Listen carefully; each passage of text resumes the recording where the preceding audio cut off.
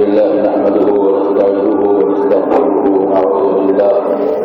ونعوذ بالله من شرور أنفسنا ومن سيئات أعمالنا من يهده الله فلا مضل له ومن يضلله فلا هادي له ونشهد أن لا إله إلا الله وحده لا شريك له ونشهد أن سيدنا وسندنا وشفيعنا وحبيبنا وإمامنا ومولانا وقدوتنا وقائدنا محمدا عبده ورسوله صلى الله عليه وعلى آله وأصحابه وأزواجه وذرياته وأهل بيته وبارك وسلم تسليما كثيرا أما بعد وقد قال الله سبحانه وتعالى في كتابه العزيز أعوذ بالله من الشيطان الرجيم بسم الله الرحمن الرحيم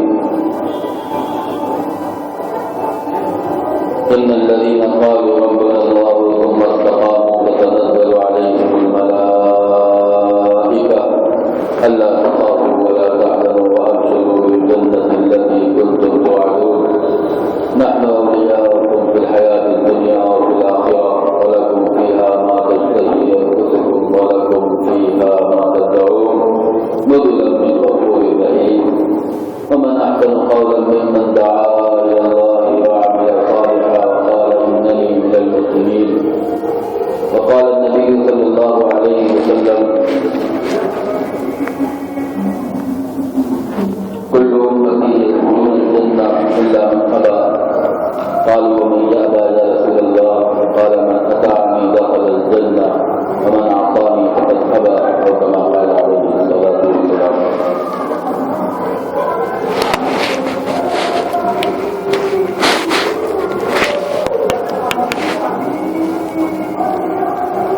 میرے بھائیوں بزرگوں دوستوں عزیزوں،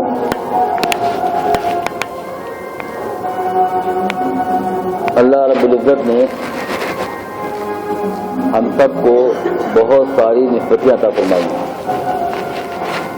ایک بچہ جب پیدا ہوتا ہے تو پیدا ہوتے ہی اس کو نسبتیں ملنی شروع ہو جاتی ہیں۔ آج بچہ پیدا ہوا تو اپنے ماں باپ کا بیٹا ہو گیا، اپنے بہن بھائیوں کا بھائی ہو گیا، جو اس کے والد کے بڑے باپ یعنی والد کے بڑے بھائی ہیں، جو اس کے بڑے باپ ہیں، ان کے بیٹوں کا وہ کزن ہو گیا، ماموں کا بھانجا ہو گیا، جو چچا ہیں ان کا بھتیجا ہو گیا، اور بڑا ہوا وہ تو اور نسبتیں اس کو ملنی شروع ہوئی،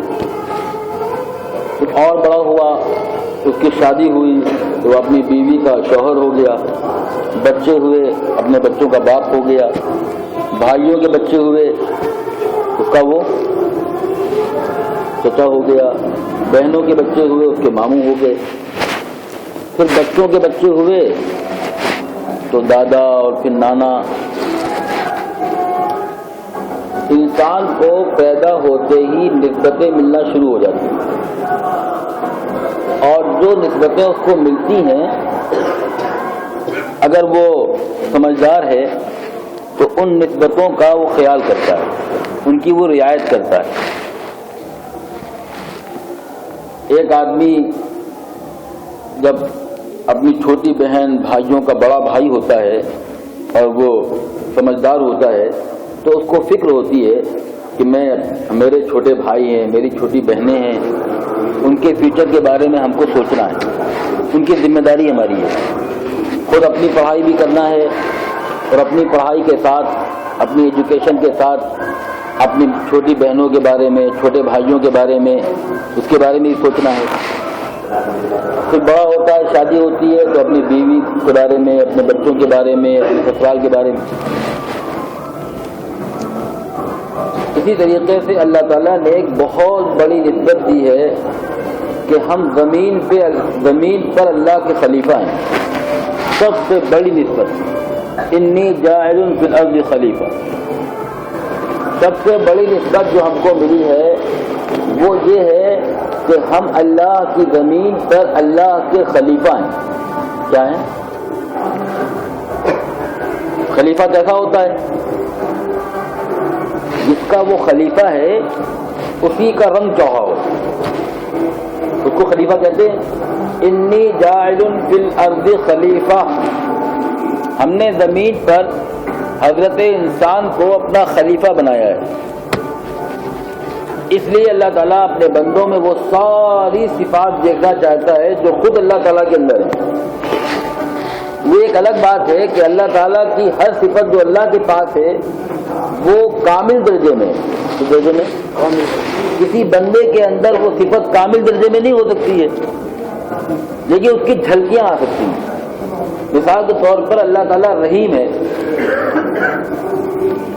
بہت زیادہ طرف کھانے والا، رحم کرنے والا. تو کوئی بندہ اس درجے کا تو رحیم نہیں ہو سکتا ہے، کیونکہ اس کے پاس وہ وسائل نہیں ہیں، وہ چیزیں نہیں ہیں، وہ اختیارات نہیں ہیں. لیکن ہاں اتنا ضرور ہو سکتا ہے کہ وہ چھوٹے سے درجے میں، ابتدائی درجے میں، وہ اپنے ملنے جلنے والوں کے ساتھ، اپنے خاندان والوں کے ساتھ، اپنے محلے والوں کے ساتھ، ساری انسانیت کے ساتھ، مخلوق کے ساتھ تراحم کا معاملہ کرے. یہ تو ہو سکتا ہے نا. ایک چیز ایسی تھی جو ذرا مشکل تھی، اور وہ یہ تھی کہ اللہ کھاتا نہیں ہے، اللہ سوتا نہیں ہے. لا تأخذہ سنۃ ولا نوم، اللہ کو اونگ بھی نہیں آتی ہے، سوتا ہی نہیں اللہ کو سونے کی ضرورت نہیں ہے. لیکن اب بندوں کے اندر یہ صفت کیسے ہو؟ تو اللہ تعالیٰ نے اس کے لیے وہ اس کی جھلکی ذرا سا ہلکی سی بندوں میں دیکھنے کے لیے اللہ تعالیٰ نے رات کی عبادت کا درجہ و مقام رکھا. اس میں اٹھانے کے لیے آسمان دنیا پر اتر کر اعلان کروایا، ہے کوئی مقصد چاہنے والا، ہے کوئی روزی دینے والا، ہے کوئی توبہ کرنے والا. تہجد میں.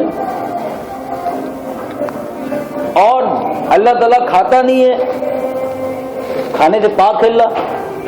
اب یہ بندوں میں کیسے بات آ سکتی ہے؟ کوئی بندہ ایسا ہو سکتا ہے جو کھائے نہ پیے نہ؟ بندہ ہے، اس کے ساتھ اس کا انسانی جسم ہے، انسانی نظام ہے، تو یہ پاسبل نہیں ہے، یہ ممکن نہیں ہے کہ وہ کھائے نہ پیے نہ. تو تھوڑی دیر کے لیے وہ بھوکا رہے، اس کے لیے روزہ فرض کر دیا کہ صبح صادق سے لے کے غروب آفتاب تک آپ کچھ نہیں کھا سکتے اور کچھ نہیں پی سکتے.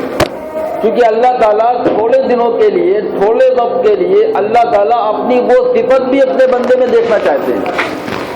کیا دیکھنا چاہتے ہیں؟ اللہ تعالیٰ ستار ہیں، عیبوں کو چھپانے والے. اگر اللہ تعالیٰ ہمارے عیبوں کو کھول دیں تو ہم میں کا کوئی بھی جو بزرگ ہے، جس کو لوگ بزرگ سمجھ رہے ہیں، ہم جیسا ادنا درجے کا آدمی تو وہ تو بہت دور کی بات ہے، جو ہم میں کا بزرگ ہے جی، جس سے لوگ مسافر کرتے ہیں، دعاؤں کی درخواست کرتے ہیں، جس کے جھوٹے کو کھانا پسند کرتے ہیں، تبرک سمجھتے ہیں، اس درجے کے لوگوں کو بھی آدمی قریب بیٹھانے کو تیار نہ ہو. یہ اللہ تعالیٰ نے ستاری کا معاملہ کیا ہے کہ سارے عیبوں کو اللہ تعالیٰ. ہمارا جسم کا ایسا نظام ہے کہ اگر کھال اتار لی جائے اور ہمارا جسم کا اندر کا جو گندگی ہے وہ ظاہر ہونے لگے تو لوگ ڈریں گے اور لوگ گھن کریں گے، لوگ بیٹھانے کو تیار نہیں ہوں گے. لیکن اسی جسم کو اللہ تعالیٰ نے کھال سے ڈھک دیا، سب میں کھال چڑھا دی جی، اور پہننے کے لیے لباس اتار دیا. پہننے کے لیے لباس، کوئی بھی لباس ہم پہنے، شرعی لباس، وہ بہت اچھی بات ہے، اس کا تو کوئی جواب ہی نہیں ہے. شرعی لباس آ گیا تو میں اس کے تعلق سے ایک بات کہنا چاہتا ہوں. ایک صاحب مجھ سے کہنے لگے کہ بھائی لباس تو کوئی بھی ہو. ہم نے کہا وہ ٹھیک ہے، لیکن میں آپ کو چیلنج کر رہا ہوں، یہ میرا چیلنج نہیں ہے، یہ قرآن حدیث کا چیلنج ہے، اور آپ کبھی اس کو پریکٹیکل کر کے دیکھیے گا کہ جو اسلامی لباس ہے، دیکھیے جو بندوں کے لیے اللہ کی طرف سے چیز اتری ہے اس کا کوئی مقابلہ نہیں ہے، اس کا کوئی متبادل نہیں ہے. آپ خود، اور یہ کھلی کتاب ہے، یہ کوئی ڈھکی چکی بات نہیں ہے. جو اسلامی لباس ہے اس میں بھی جو رنگ اللہ کے نبی نے زیادہ پسند کیا ہے، سفید، کیونکہ اللہ کے نبی کو سفید رنگ اس لیے پسند تھا ہر چیز میں. ہمارے شاہ الحق صاحب اللہ تعالیٰ ان کی قبر کو نور سے منور فرمائے، ہردوئی والے، وہ تو سفید رنگ کا اتنا اہتمام کرتے تھے کہ اس مسجد میں بھی داخل نہیں ہوتے تھے جس مسجد میں پٹائی سفید کے علاوہ رنگ استعمال کیا گیا ہے، تو اس مسجد میں داخل نہیں ہوتے تھے کہ اگر ہم کو جلسے میں بیان میں بلانا ہے تو پوری مسجد میں وائٹ پٹواؤ. اور جب ریل سے سفر کرتے تو ریل کی گدیاں تو نیلے کلر کی ہوتی ہیں، تو آنکھیں بند کر لیتے اور کہتے بھائی جلدی سے اس پہ سفید چادر ڈال دو اور کھڑکیوں پہ سفید پردے ڈال دو اور سیٹوں پہ سفید چادریں بچھا دو، ہم سفید کے علاوہ کچھ اور دیکھنا نہیں چاہتے. کیوں؟ کیونکہ جنت کی ہر نعمت کا رنگ سفید ہوگا، پوری جنت سفید ہوگی اور جنت کی ہر نعمت کا رنگ کیا ہوگا؟ سفید کا مزہ الگ ہے. اب آپ اسلامی لباس وہ بھی سفید، اسلامی لباس وہ بھی سفید پہنیے نہا وہا کے اور صاف ستھرا کپڑا ہو اور پہنیے اسلامی لباس جو ہے لمبا کرتا اور پاجامہ یا لنگی جو بھی ہے اور ٹوپی، اور پھر شیشے میں دیکھیے. میں چیلنج کر رہا ہوں کہ اس سے اچھا لباس آپ کو، اس سے اچھی خوبصورتی آپ کے جسم میں آ ہی نہیں سکتی. یہ ایک الگ بات ہے کہ ہم دوسرے لباس کو پہنتے پہنتے اس کے عادی ہو گئے ہیں، اور جب ہم عادی ہو گئے ہیں تو اس کی تعریف بھی کرنے لگے ہیں خواہ بخواہ کیونکہ ہم پہنتے ہیں. لیکن اس سے ذرا سا پازیٹیو سوچ بنا کر ہم چیلنج کر رہے ہیں کہ آپ شیشہ لگائیے اور شیشے کے آگے آپ پہلے غیر اسلامی لباس میں آئیے اور اپنی تصویر دیکھیے اور پھر اسلامی لباس میں وہ بھی سفید رنگ میں بالکل دھلا ہوا وائٹ جی، اور نہا کر آپ عطر لگا کر آئیے. میں قسم کھا کے کہتا ہوں آپ اپنے دل کی آواز سے پوچھیے گا، آپ کا دل یہ کہے گا کہ فلاں سب سے اچھے خوبصورت تم اسی لباس میں لگ رہے ہو. کیا میں غلط کہہ رہا ہوں؟ کرتے پاجامہ والے نہ بولیں، جو کرتا پاجامہ نہیں پہنے ان سے میں کہنا چاہتا ہوں وہ کیا کہہ رہے ہیں. کیا میں غلط کہہ رہا ہوں؟ کیونکہ جو چیز بندوں کے لیے اللہ کی طرف سے اتاری ہوئی ہے اس سے اچھی کوئی چیز ہو ہی نہیں سکتی. کیونکہ اللہ تعالیٰ رحم الرحیمین ہے، تو اللہ تعالیٰ جو چیز بندوں کے لیے اتاریں گے وہ سب سے اچھی اتاریں گے. جو نبی لے کر آئیں گے، نبی کیا ہیں؟ نبی ہمارے لیے کیا ہیں؟ مشفق ہیں. کیا ہیں؟ ہمارا بھلا چاہتے ہیں. انی لکم ناصح امین، وہ ناصح ہیں، خیر خواہ ہیں، ہمدرد ہیں. تو وہ جو طریقہ پیش کریں گے یا ان پر جو طریقہ اللہ رب العزت نازل کریں گے وہ کون سا طریقہ ہوگا؟ بولیے بھائی. نہیں، سب سے اچھا طریقہ ہوگا نا. اس طریقے کا کوئی مقابلہ کر سکتا ہے؟ دنیا کی کوئی بھی بڑی سی بڑی تہذیب کا چیلنج کرنے والے جو طریقہ پیش کریں گے وہ زیادہ اچھا ہوگا یا وہ طریقہ اچھا ہوگا جو محمد رسول اللہ صلی اللہ علیہ وسلم اللہ کے خزانے سے لے کر آئے؟ کتنی بڑی بات ہے، یعنی وہ مقابلہ ہو ہی نہیں سکتا. وہ ایک الگ بات ہے کہ ہم کرتے کرتے اس کے عادی ہو گئے ہیں تو ہمیں شرما حضوری میں اس کی تعریف کرنی پڑتی. آپ دیکھیے دنیا میں جتنے بھی بڑے بڑے مقنن ہیں، بڑے بڑے مدبر ہیں، بڑے بڑے اسکالرس ہیں، بڑے بڑے وید ہیں، ان سب نے جو سب سے اچھا طریقہ پیش کیا ہو لیٹنے کا کتنا، اور اس کے مقابلے میں جو محمد رسول اللہ صلی اللہ علیہ وسلم بندوں کے لیے لیٹنے کا سنت طریقہ لے کر آئے، کیا اس طریقے کا کوئی طریقہ مقابلہ کر سکتا ہے؟ بولیے. طبی اعتبار سے، جسم کے اعتبار سے، روح کے اعتبار سے اور انسانی فطرت کے اعتبار سے، انسانی مزاج کے اعتبار سے اس طریقے سے زیادہ کوئی اچھا طریقہ نہیں ہو سکتا. آپ دیکھیے کیسا طریقہ لے کر آئے جی. آپ لیتے کیسے؟ ایسے بھی لیٹ سکتے ہیں، ایسے بھی لیٹ سکتے ہیں، ایسے بھی لیٹ سکتے ہیں. یہ کیا طریقہ ہے؟ کس کروٹ پہ لیٹنا ہے اور سکا رکھنا ہے، اور یہ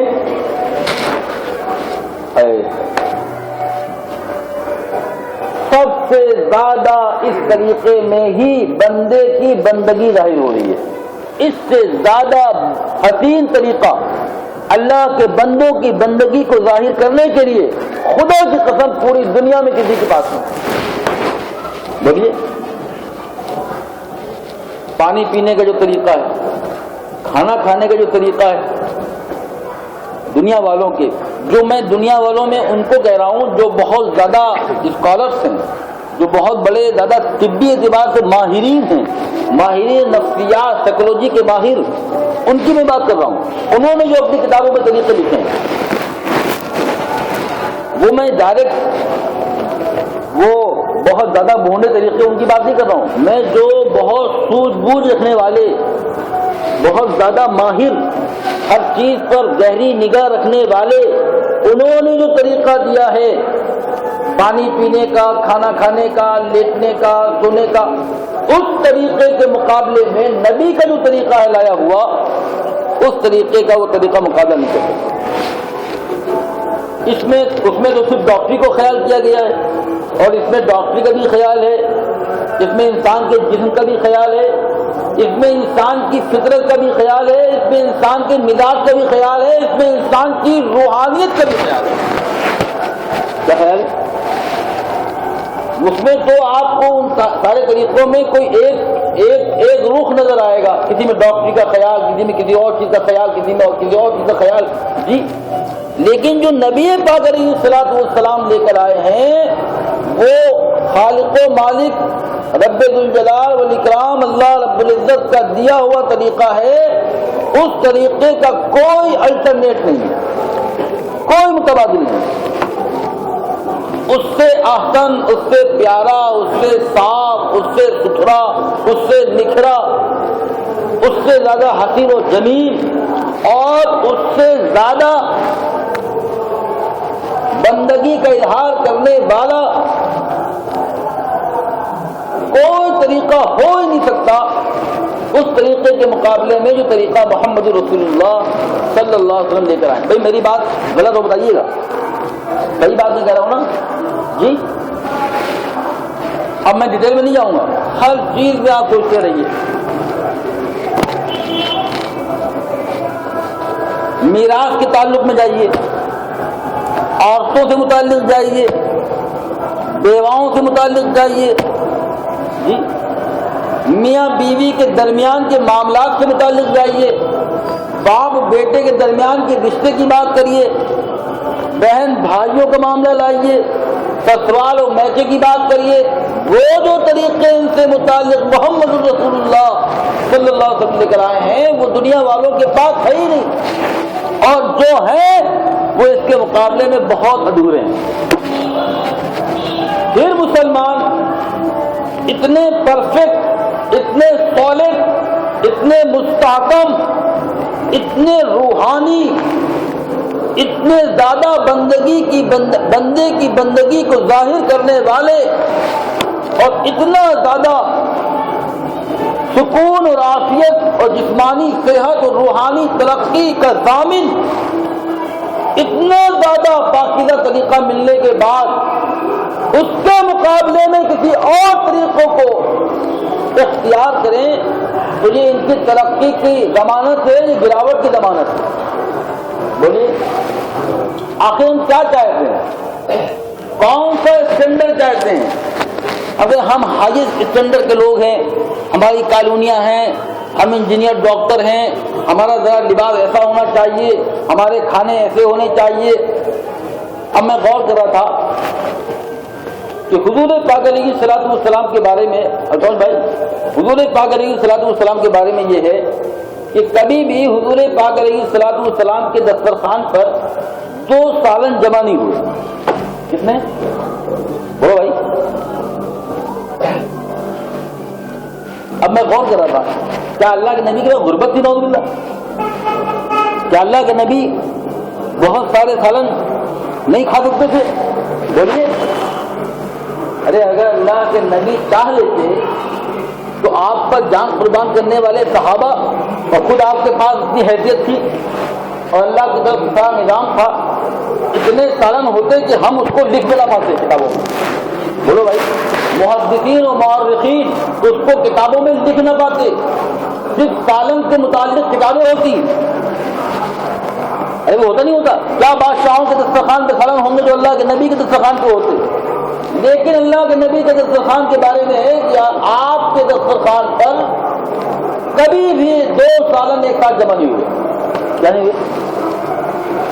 اچھا بڑی عجیب بات ہے، ہم نے اس پہ غور کیا ہے، ڈاکٹری اعتبار سے بھی غور کیا ہے اور انسانی مزاج کے اعتبار سے بھی غور کیا ہے اور عورتوں کی مصروفیت اور مزاج کے اعتبار سے بھی غور کیا ہے، تو ہر طرف سے غور کرنے پر یہ ملا کہ جب ہمارے گھروں میں ایک سالن بنتا تھا تو بڑا اچھا بنتا تھا، بنتا تھا بولیے، اور جب کہ ہمارے دسترخوان پہ بہت سارے سالن آنے لگے اس وقت سے غذا کا مزہ ختم ہو گیا۔ کیوں؟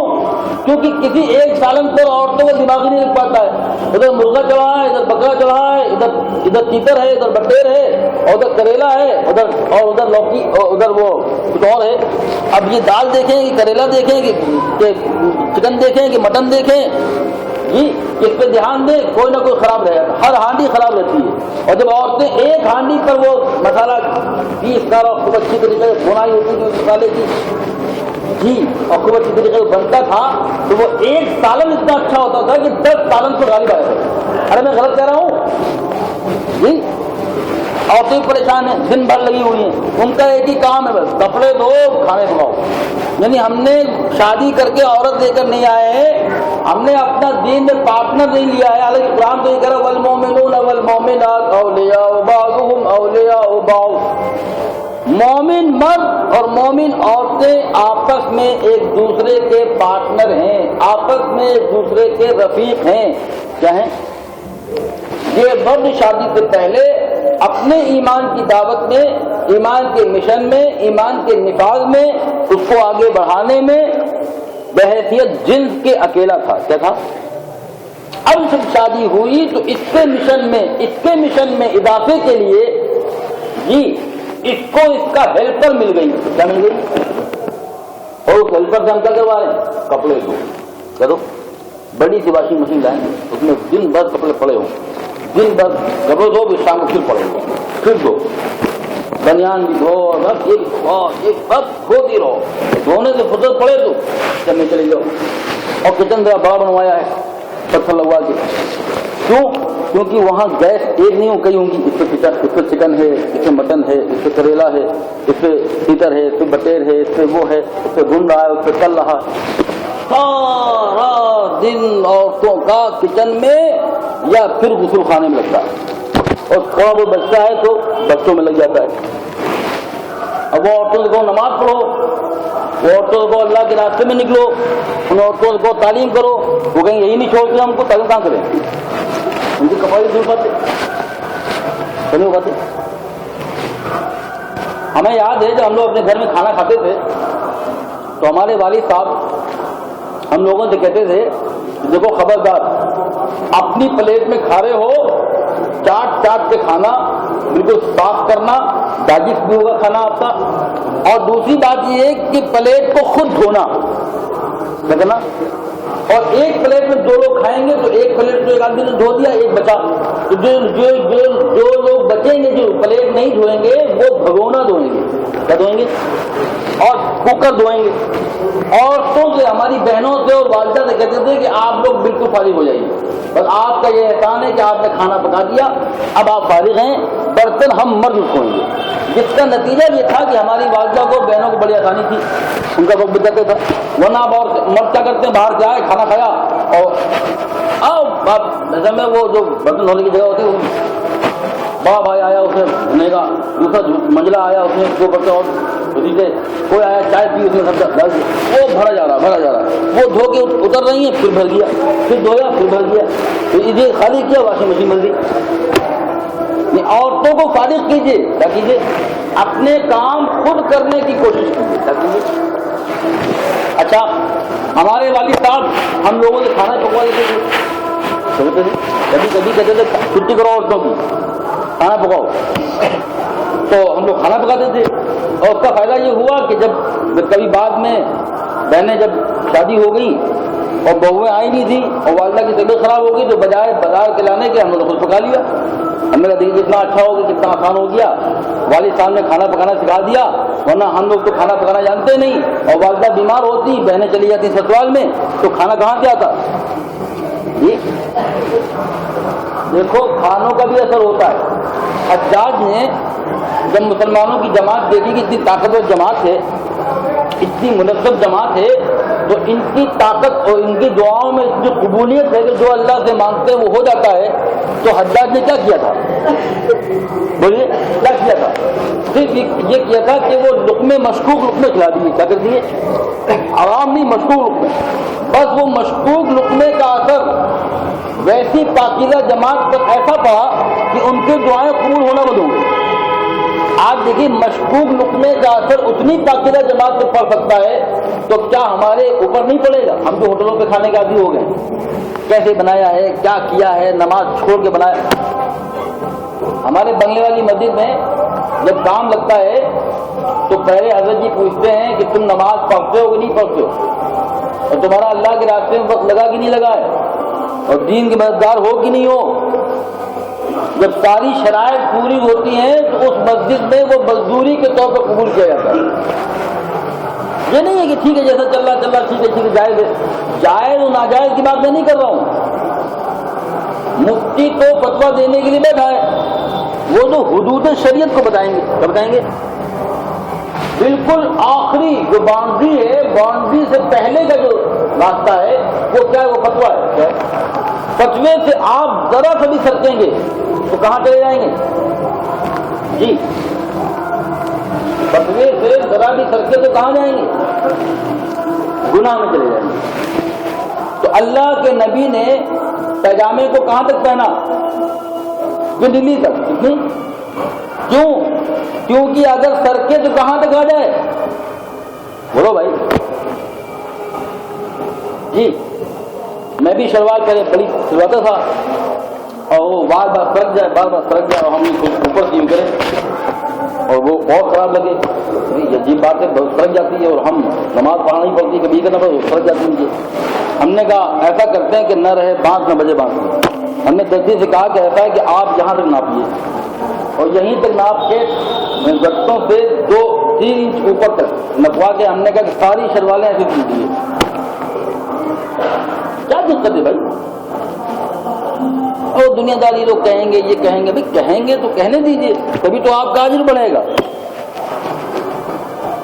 लोगों के कहने में मत जाइए। एक वकील साहब थे तो उनसे जब एक साहब ने कहा कि वकालत से पैसा खाओगे तो झूठे मुकदमे होते हैं उसमें और हराम की कमाई, तो बड़े फिक्रमंद हो गए।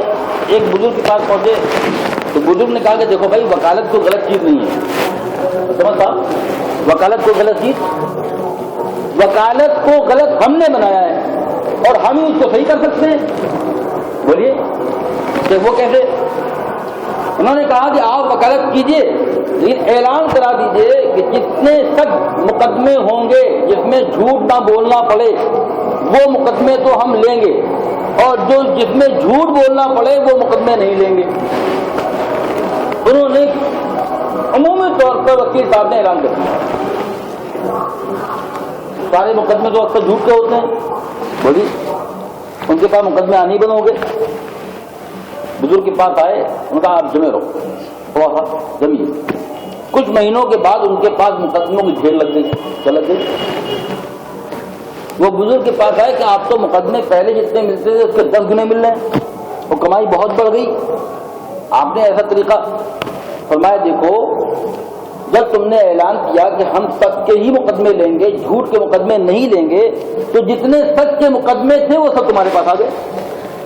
सबने कहा कि भाई इनके पास चलो, वो तो झूठी बोलते रहते हैं, उनका सच के मुकदमा दोगे तो वो समझेंगे, जैसा समझेंगे झूठ बोल रहा है तो फैसला गलत भी हो सकता है। लेकिन इनके बारे में तो जिसको पता है कि ये झूठ के मुकदमे लेते ही नहीं है, सिर्फ सच के ही मुकदमे लेते हैं, फौरन फैसले हो जाएंगे। तो जितने सच के फैसले थे थोड़े थोड़े करके बहुत से, वो सब किनके पास आ गए। तो रोजी तो अल्लाह देता है ना जी। ये तो अपनी अपने सोचने का अंदाज होता है, भाई ऐसा हो जाएगा तो ऐसा। अभी एक शाम को मिले, हम जुमे बयान करने जा रहे थे, एक शाही मस्जिद, बड़ी मस्जिद, تو جیسی مسجد کے اندر داخل ہوئے دو بزرگ سفید داڑھی والے اور پابندی سے نماز پڑھنے والے، اور وہ کیا باتیں کر رہے ہیں، ہم داخل ہو رہے ہیں، وہ باتیں کر رہے ہیں آپس میں کہ دیکھو اب کی بار گورنمنٹ ان کی آ گئی ہے، جو کیا ہوتا اللہ یہ طے کرے، اب تو مسلمان کا بہت برا حال ہے۔ ہم نے کہا بھائی ہمارے ذہن میں تو کوئی موضوع تھا نہیں، ان بوڑھوں نے ہم کو جمعے کے بیان کا موضوع دے دیا۔ ہم ممبر پہ کھڑے بیٹھے اور بیان شروع کیا، ہم نے پورا بیان اسی پہ کیا۔ ہم نے بتائیے آپ نماز پڑھ رہے ہیں، اتنے پرانے نمازی ہیں، اور آپ کے ذہن میں اتنی چھوٹی سی بات آ رہی ہے، اتنی چھوٹی سی بات، یعنی آپ کی ذہنیت کے اعتبار سے یہ ہے کہ اللہ کی زمین کا نعوذ باللہ وہ ہوگا جو غیر چاہیں گے۔ زمین کس کی ہے اور آسمان کس کا ہے اور چاند سورج ستارے کس کے ہیں اور سارا نظام و نظام پر پورا کنٹرول کس کو ہے؟ یدبر الامر من السماء، یہ طاقت کس کے پاس ہے؟ اور مالک و خالق و قابض و متصرف وہ کون ہے؟ تو پھر حکومت کسی کی بھی ہو، نظام کون سا چلے گا؟ ارے بولو بھائی، اللہ کی زمین پر وہ ہوگا جو اللہ چاہے۔ تو ہمیں متاثر ہونے کی کیا بات ہے کہ ہم نے ایک آیت پڑھی، ہمیں یہ قرآن میں اللہ تعالیٰ اتنی بڑی بات کہہ رہا ہے کہ کیونکہ مسلمان قرآن پڑھتے نہیں، ہم اکثر لوگ قرآن پڑھتے نہیں ہیں، سمجھتے نہیں ہیں، اتنی بڑی بات ہے، ان تصبروا وتتقوا، ان تصبروا وتتقوا لا يضركم كيدهم شيئا۔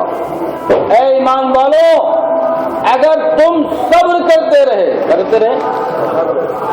اور تقوی اختیار کرتے رہے تو سنو، کسی کی بھی کسی سازش کا اور پروپیگنڈوں کا اور ناپاک چالوں کا کوئی بھی اثر تمہارے اوپر نہیں پڑ سکتا۔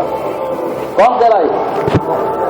بولو، ان تصبروا وتتقوا لا يضركم كيدهم شيئا۔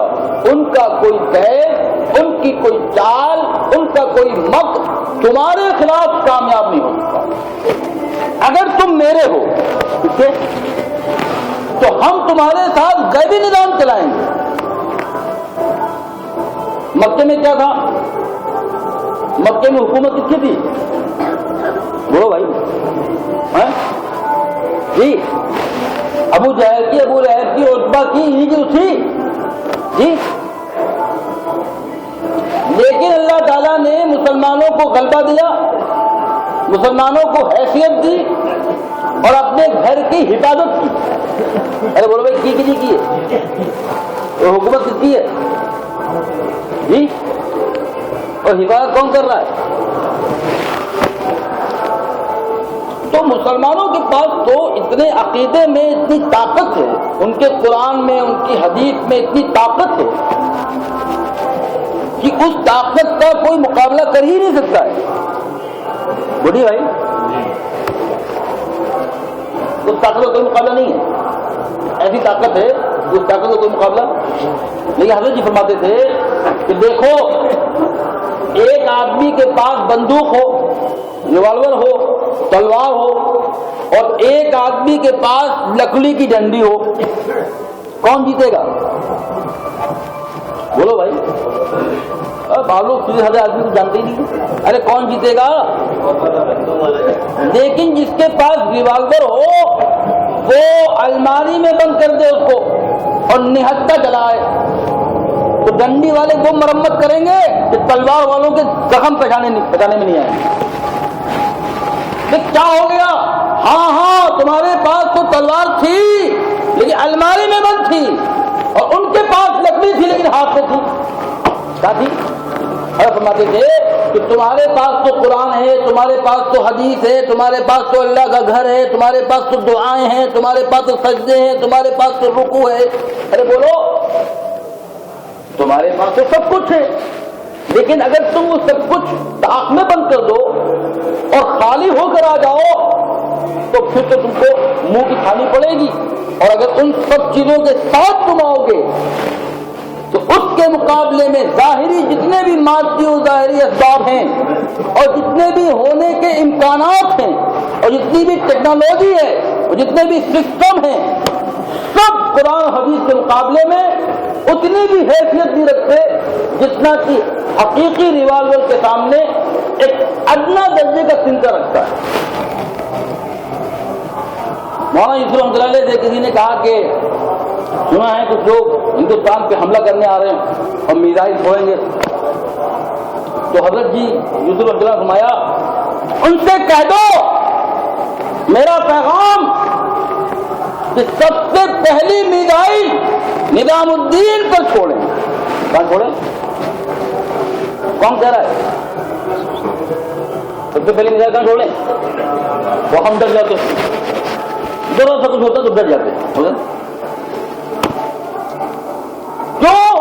کیونکہ یوسف کی نگاہ میں میزائل اور ایٹمی طاقتوں کی سڑے ہوئے ٹماٹر سے زیادہ حیثیت نہیں ہے۔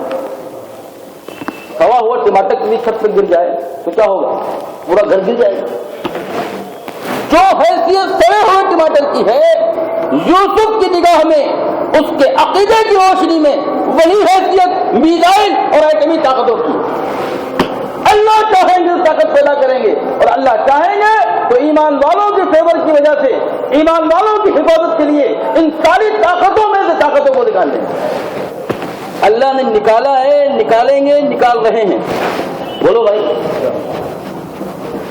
وہ جو نمرود نے وہ طاقت دکھائی تھی جی ابراہیم کے مقابلے میں، اور کیسی اتنی اونچی اونچی باتیں کر رہی تھی، وہ آگ جی سلتا رہی تھی، اور جب ابراہیم پھینکے گئے تو کیا ہو گیا؟ جو آگ نمرود نے ابراہیم کی ہلاکت کے لیے جلائی تھی اور مہینوں جلا کر اس کو سرخ کیا گیا تھا، کیا کیا گیا تھا، وہ آگ کو اللہ تعالیٰ نے ابراہیم کے ایمان پر گلے گلزار بنا دیا۔ اللہ تعالیٰ حضرت جی کے خط پڑھا کرو، حضرت جی کے بیانات پڑھا کرو، ہم لوگ تو بہت دور ہیں۔ حضرت جی فرماتے تھے کہ جن جن چیزوں سے یقین نکل کر، غور نہیں بھائی، یہ الفاظ ذرا ہارڈ ہیں لیکن آپ کو سمجھ آ جائیں گے، آپ لوگ سب پڑھے لکھے لوگ ہیں۔ جن جن چیزوں سے یقین نکل کر اللہ کی ذات میں آئے گا، اللہ تعالیٰ ان چیزوں کو اس کے لیے مسخر کر دیں گے۔ کیا کر دیں گے؟ دکان کے یقین نکل کے اللہ کی ذات میں آئے گا، دکان کو اللہ اس کے لیے مسخر کر دیں گے۔ ایٹمی طاقتوں سے نکل کر یقین اللہ کی ذات میں آئے گا، اللہ تعالیٰ ایٹمی طاقت کو اس کے لیے مسخر کر دیں گے۔ بولو بھائی، یہ مطلب ہو نا، جن جن چیزوں سے یقین نکل کر اللہ کی ذات میں آئے گا، اللہ ان چیزوں کو اس کے لیے مسخر کر دیں گے۔ اور اللہ کی ذات سے یقین نکل کر جن جن چیزوں میں آئے گا، اللہ ان چیزوں کو اس پر سوار کر دیں گے۔ کیا کر دیں گے؟ اب دیکھو، پڑھائی بھی ہمارے اوپر سوار ہے، جاب بھی ہمارے اوپر سوار ہے، بیوی بھی ہمارے اوپر سوار ہے، بچے بھی ہمارے اوپر سوار ہے، اور دکان بھی ہمارے اوپر سوار ہے۔ ابھی کبھی غور کیا ہی نہیں کیا؟ کیوں؟ کیونکہ تمہارے اندر اللہ کی ذات سے یقین نکل کر ان چیزوں میں آ گیا ہے، اس لیے اللہ تعالیٰ نے ان چیزوں کو تمہارے خلاف کر دیا ہے، تمہارے حوالے کرنے کے بجائے تمہارے کیا کر دیا ہے جی؟ تمہارے خلاف۔ اور جب ان چیزوں سے یقین نکلا ہوا تھا تو اللہ تعالیٰ نے ان چیزوں کو صحابہ کے لیے کیا کر دیا تھا؟ مسخر کر دیا۔ ایک صحابی ہیں، دیکھیے سنیے تفسیر کے بارے میں، یہ تو اکثر ہم لوگ کہانیاں سمجھتے ہیں، کہانیاں ہیں مولوی صاحب سن لو، کہانیاں ہیں کہانیاں ہیں جی۔ ارے کوئی شیخ قلعی کہاں سنا رہے ہم؟ بولو بھائی، یہ کہانیاں ہیں، کہانی کہا ہی مت کرو، واقعات کہا کرو۔ کبھی مت کہنا کہ صحابہ کی کہانی وہ ہوتی جو گڑھ لی گئی ہو، واقعہ وہ ہوتا جو واقع ہوا ہو۔ تو صحابہ کے واقعات ٹھیک ہے، کیونکہ یہ واقع ہوئے ہیں، یہ گڑھے ہوئے نہیں ہیں، یہ ہوئے ہیں اور یہ ہوں گے۔ لیکن اس کے ہونے کے لیے وہی چاہیے جو ان کے پاس تھا. ویسے ایمان، ویسی محبتیں، ویسی شرافتیں، ویسا عدل، ویسا نظام، ویسے بڑوں کا ادب احترام، چھوٹوں پر شفقت، جی اجتماعیت، محبت. جی ہاں، وہ جو کچھ ان کے پاس تھا وہ جب محنت کے بعد ہمارے پاس آئے گا تو وہ جو کچھ ان کے لیے حوالے ہوا تھا، مسخر ہوا تھا، وہ سارا نظام ہمارے لیے مسخر ہوگا. ارے ہوگا نہیں ہوگا؟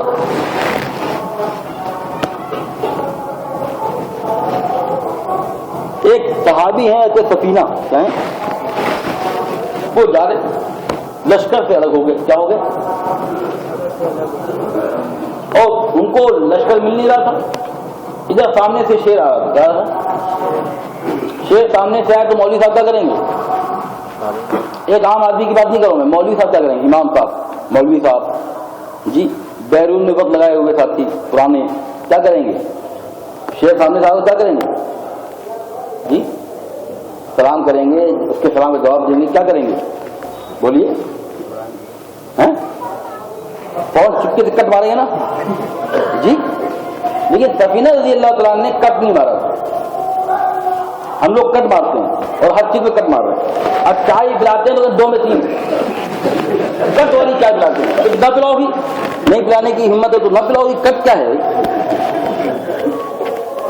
ہر چیز میں کٹنگ کٹنگ کٹنگ. اس کے ہم عادی ہو گئے. کیا ہو گئے؟ 2 چیزیں بہت عام ہو گئی، ایک تو کٹنگ اور ایک آرٹیفیشیل.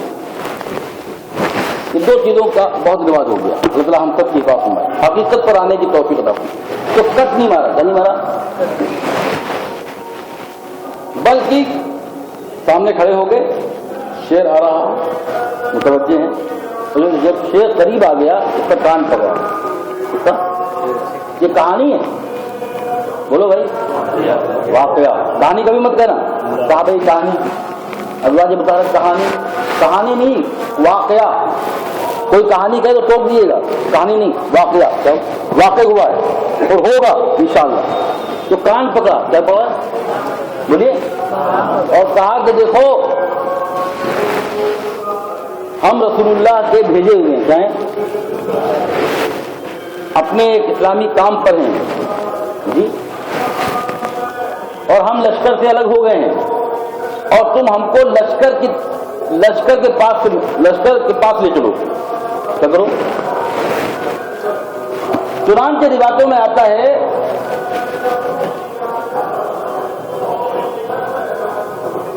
کہ پانی پینے والا خود مانگے گا. تو جب پانی جب مانگ نہیں رہا تو آپ پانی لے کے نہ آئیے. پورا مجمع ڈسٹرب ہو جاتا ہے.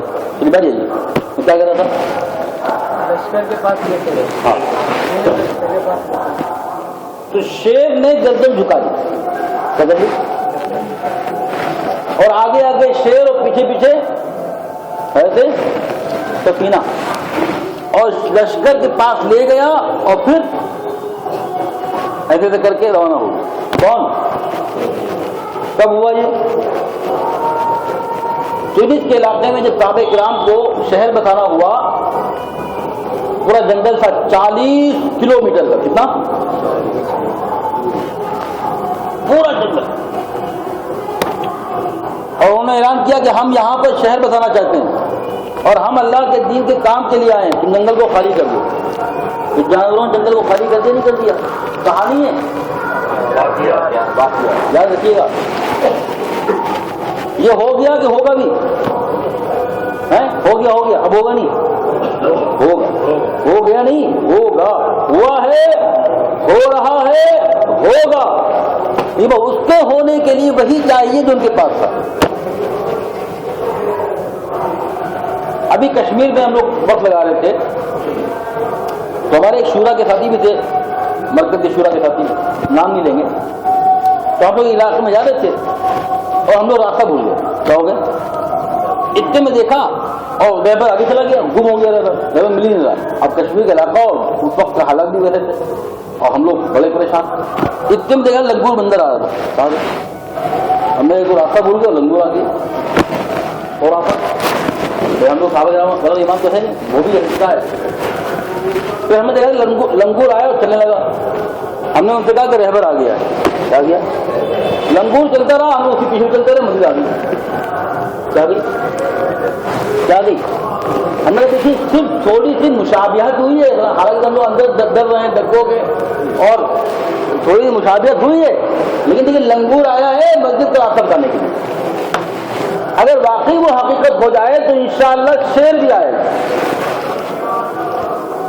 ایسا نہیں ہے، وہ طاقت ہے ایمانی اعمال میں، لمبے لمبے سجدوں میں، قرآن کی تلاوت میں، اللہ سے مناجات کرنے میں، تقوی میں، طہارت میں، عدل میں، انصاف میں، صبر میں، شکر میں، اور ساری پاکیزہ شریعت اور اعمال شریعت میں وہ طاقت اب بھی ہے جو پہلے تھی۔ بولو بھائی، ایمان وہی طاقت ہے نا۔ اب آپ یہ کہیں گے طاقت جب وہی ہے تو وہ ظاہر کیوں نہیں ہو رہی ہے؟ دیکھیے ایک بندوق کی گولی ہوتی ہے، کیا ہوتی ہے جی، اور کو آپ باہر رکھیں اور کسی کو مار دیں اور مرے نا، بھائی صاحب آپ تو کہے بندوق گرا مر جاتا ہے، میں تو چلیے بھی نہیں مر رہی، یہ کیا ہو گیا؟ ارے بیوقوف ہو گیا، بندوق کی گولی اس نے کہا تھا، یہ کہا تھا بندوق میں جو جگہ ہے وہاں پہ گولی رکھو اور پھر چلاؤ، پھر نہ مرے تو بتاؤ، اور آپ باہر رکھے ہوئے مار رہے ہیں۔ وہی صاحب دیکھیے یہ کوا بھی نہیں مرا، تیتر بھی نہیں مرا، بٹیر بھی نہیں مری، پاکا بھی نہیں مری، آپ تو کہے اس سے آدمی مر جاتا ہے، تو بولیے وہ گولی کی طاقت ہے کہ نہیں آج بھی؟ لیکن وہ طاقت شو جب ہوگی جب وہ اپنی جگہ پر پہنچ جائے، ایمان میں، قرآن میں، تلاوت میں، تعلق مع اللہ میں، اور اللہ کے نبی کی سنتوں سے چمٹنے میں۔ آج بھی وہی طاقت ہے جو پہلے تھی، لیکن وہ طاقت ظاہر اس وقت ہوگی جب وہ اپنی حقیقی جگہ پر پہنچ جائے، اور وہ ایمان کی اور ساری چیزوں کی حقیقی جگہ ایمان والے کا دل ہے۔ کیا ہے؟ اس لیے حضرت فرماتے تھے کہ جو کتابوں میں ایمان لکھا ہے وہ ایمان نہیں ہے۔ کتابوں میں، ارے بولو بھائی، کتب خانے بھرے ہوئے ہیں نا، جو کتابوں میں ایمان کی باتیں لکھی ہیں وہ ایمان نہیں ہے، وہ ایمان کی تحریر ہے۔ کیا ہے؟ اور جو تم بول رہے ہو وہ بھی ایمان نہیں ہے، کیونکہ آدمی تو وہ بھی بولتا ہے جو اس کے دل میں ہو، وہ بھی بولتا ہے جو دل میں نہ ہو۔ ایک صاحب بہت دنوں بعد آیا آپ کے گھر پہ، آپ آفس کو نکل رہے تھے، اور وہ آفس کے نکلنے کے بعد آ گئے، تو آپ کیا کہہ رہے ہیں؟ بھائی دروازہ بار بار جی، وہ شخص آئے ہیں آپ کے گھر پہ نا بہت دنوں بعد، لیکن آفس کے وقت آئے ہیں، آپ تیار ہو کے نکل رہے تھے آفس کے لیے، بہت جلدی بھی فون بھی آ رہے تھے، تو اسی میں وہ مہمان آ گئے، تو آپ کیا کریں؟ ارے بھائی آپ آئے تو دل باغ باغ، آپ تو بالکل عید کا چاند ہو گئے ہیں، آپ آئے تو دل باغ باغ ہو گیا، بڑا اچھا لگ رہا آپ آئے، اور اندر سے کیا کہہ رہا؟ بے وقوف کوالیفائڈ ہو کر اس کی بھی عقل نہیں کہ آفس کے وقت نہیں آنا چاہیے۔ تو زبان تو وہ بھی کہتی ہے جو دل میں ہوتا ہے، اور وہ بھی کہتی ہے جو دل میں نہیں ہوتا، تو جو زبان پر ہے وہ بھی ایمان نہیں ہے، وہ ایمان کے بول ہیں، کیا ہیں؟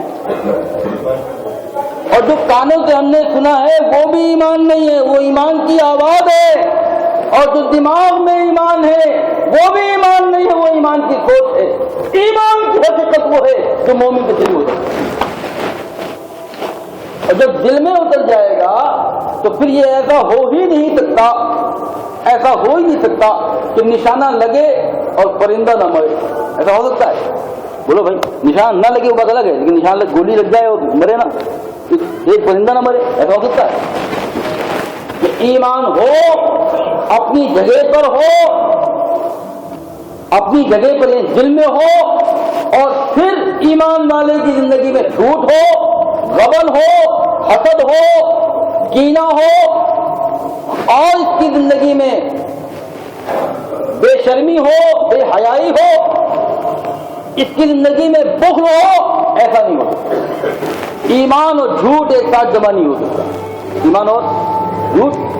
لیکن کس ایمان کے بارے میں کہا گیا ہے؟ جو ایمان کہاں آ چکا ہو جی، ورنہ آپ کہیں گے کہ بھئی حدیث تو کہہ رہی کہ ایمان اور جھوٹ ایک ساتھ جمع نہیں ہو سکتا۔ المومن لا یکذب، المومن لا یخدع، المومن لا یخدع ولا یخدع، کہ مومن بخل نہیں کرتا، مومن جھوٹ نہیں بولتا۔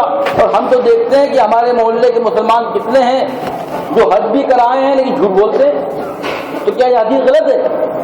اس حدیث میں ایمان کی حقیقت کی طرف اشارہ ہے کہ جب مسلسل جہد مسلسل کے نتیجے میں، مسلسل محنت کے نتیجے میں، ایمان والے کی جان و مال کی قربانی کے نتیجے میں اور راہ خدا میں دیوانہ وار ایمان کو حاصل کرنے کے لیے پھرنے کے نتیجے میں جب اس کی حقیقی جگہ پر یعنی دل میں ایمان داخل ہوتا ہے تو اس کی زندگی سے جھوٹ ختم ہو جاتا ہے، اس کی زندگی سے غبن ختم ہو جاتا ہے، اس کی زندگی سے بدنگاہی ختم ہو جاتی ہے۔ ایسا ہو ہی نہیں سکتا کہ ایمان ہو جھوٹ ہو۔ اس کا مطلب یہ ہے کہ زبان والا ایمان ہے، کان والا ایمان ہے، تحریر والا ایمان ہے، دماغ والا ایمان ہے، دل والا ایمان نہیں۔ قالت الاعراب آمنا قل لم تؤمنوا ولكن قولوا اسلمنا ولما يدخل الايمان في قلوبكم۔ وہ بدو صاحب جو آگے کہہ رہے ہیں کہ ہم ایمان لے آئے، اے نبی جی آپ کہہ دیجئے کہ ابھی تم یہ کہو کہ ہم اسلام لائے، یہ مت کہو کہ ہم مومن ہو گئے۔ ولما يدخل الايمان في قلوبكم، ابھی تمہارے دلوں کی گہرائیوں میں ایمان داخل نہیں ہوا، کیونکہ ایمان جب دل میں داخل ہو جائے تو پوری زندگی میں، انسانی پورے وجود میں، انسان سے متعلق ہر کنڈیشن میں اور ہر حالت اور حاجت میں، انسان سے متعلق ہر چیز میں، ہر موقع میں، خوشی ہو، غمی ہو، بڑھاپا ہو، جوانی ہو، سفر ہو، حضر ہو، ہر جگہ پر، ہر موقع پر ایمان جب ایمان والے کی حقیقی جگہ، اپنی حقیقی جگہ دل میں اترتا ہے تو پھر پورے وجود میں بھوچال پیدا کر دیتا ہے، پورے وجود میں انقلاب پیدا کر دیتا ہے، پورے وجود کو بدل دیتا ہے، پورے وجود کو کنورٹ کر دیتا ہے۔ ارے وہ لوگ کرتا ہے کہ نہیں کرتا؟ وہ جو صحابہ پہلی بار آئے اور ایمان کی محنت کر کے ایمان داخل و قلب بنایا، ایمان علی اللسان کو محنت کے نتیجے میں پروسیس میں اختیار کر کے داخل القلب ایمان بنایا، تو پھر ان کے ایمان نے ان کی پورے وجود کو بدل دیا۔ ارے بولو بدلنا نہیں بدلا؟ وہ عمر کیا تھے جی، اور اب کیا ہیں؟ اور وہ مصعب کیا تھے؟ سب سے مہنگا لباس پہننے والے، اور اب کیا ہیں جی؟ اب تو یہ ہے کہ یہ حال ہے کہ ان کی ماں کی ممتا بڑی مشہور ہوتی ہے، ان کی ماں ان کو ننگا کر رہی ہے اور بغیر کپڑوں کے بڑھا رہی ہے، اور یہ ننگے برہنہ حالت میں اپنی ماں کے ہاتھوں